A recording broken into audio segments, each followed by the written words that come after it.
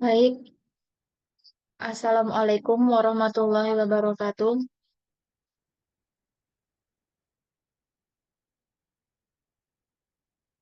Di sini saya akan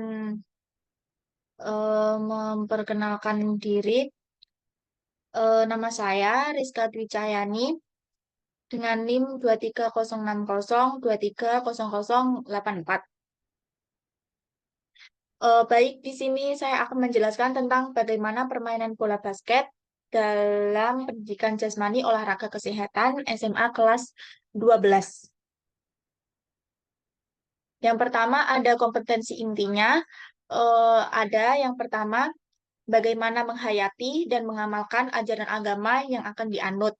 Yang kedua, menunjukkan perilaku jujur, disiplin, tanggung jawab dalam berinteraksi secara mandiri maupun dengan lingkungan sosialnya.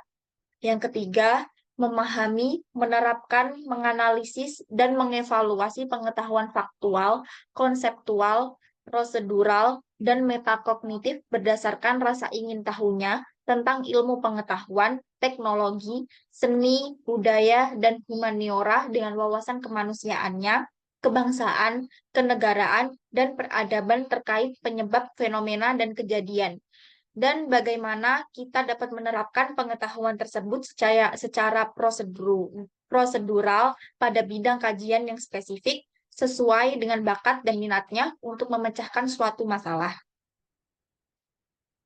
Kemudian yang terakhir ada mengolah, menalar, menyaji, dan menciptakan dalam ranah konkret dan ranah abstrak terkait dengan pengembangan dari yang dipelajari di sekolah maupun secara mandiri.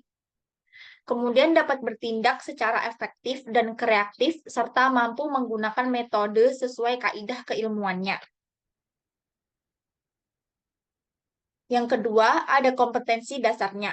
Kompetensi dasarnya dalam permainan bola basket ini mencakup dua analisis. Yang pertama ada menganalisis bagaimana keterampilan gerak spesifik passing pada bola basket dan bagaimana mengetahui gerak spesifik dalam dribbling bola basket.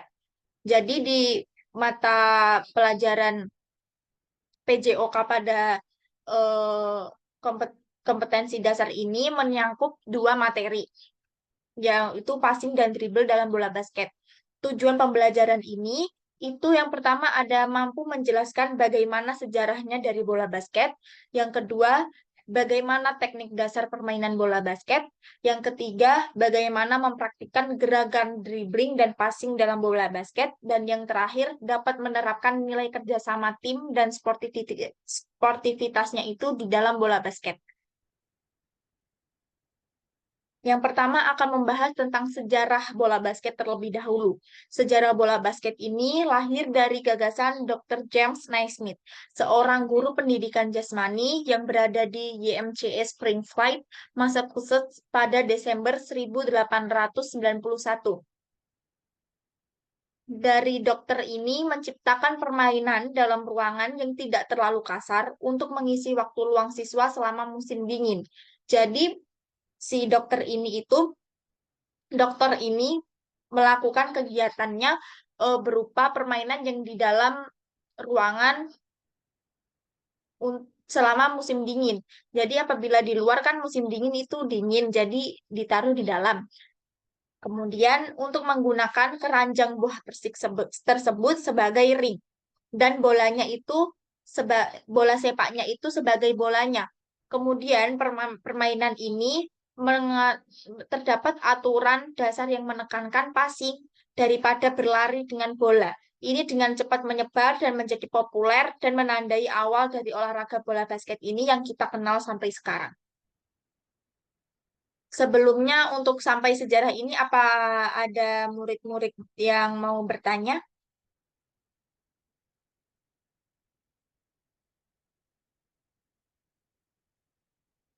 Apabila tidak ada, Ibu akan melanjutkan ya. Selanjutnya ada peraturan dasar dalam bola basket.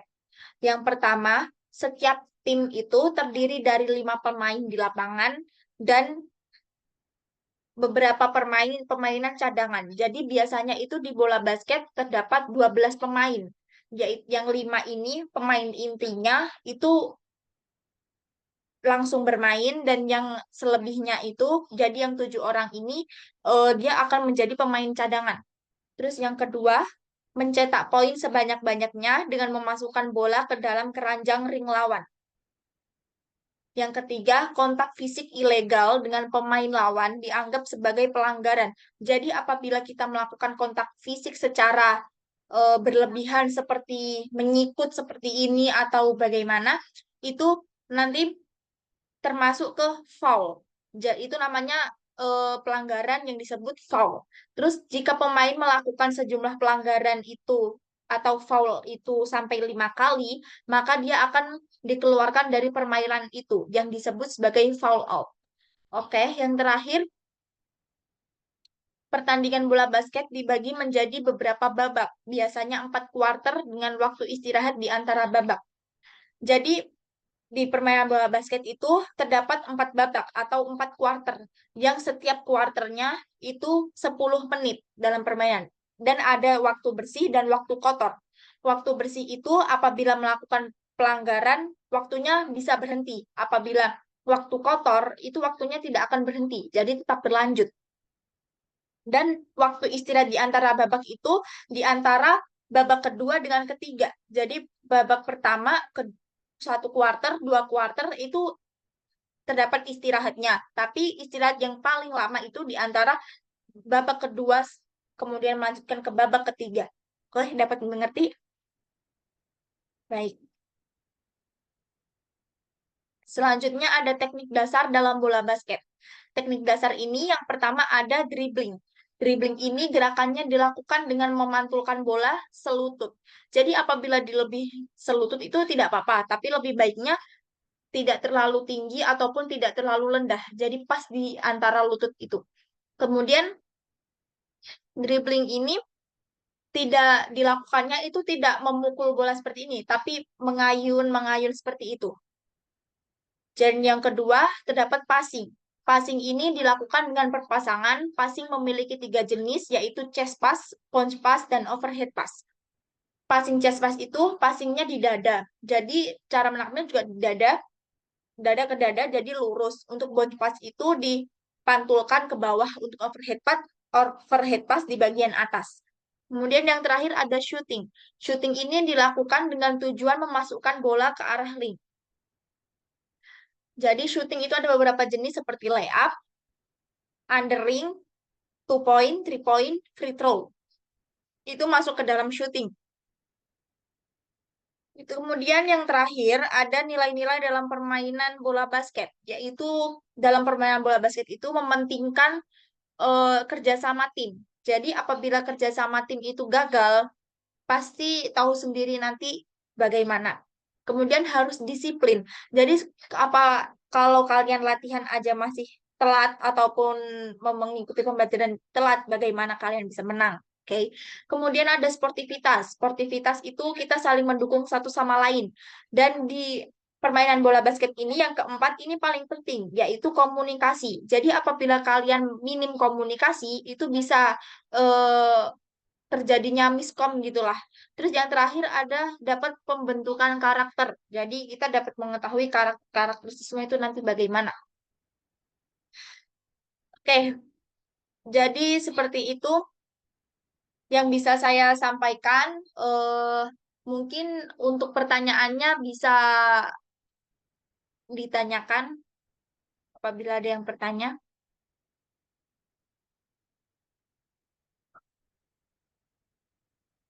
Namun jika tidak ada, saya akhiri. Terima kasih. Sekian presentasi dari saya. Wassalamualaikum warahmatullahi wabarakatuh.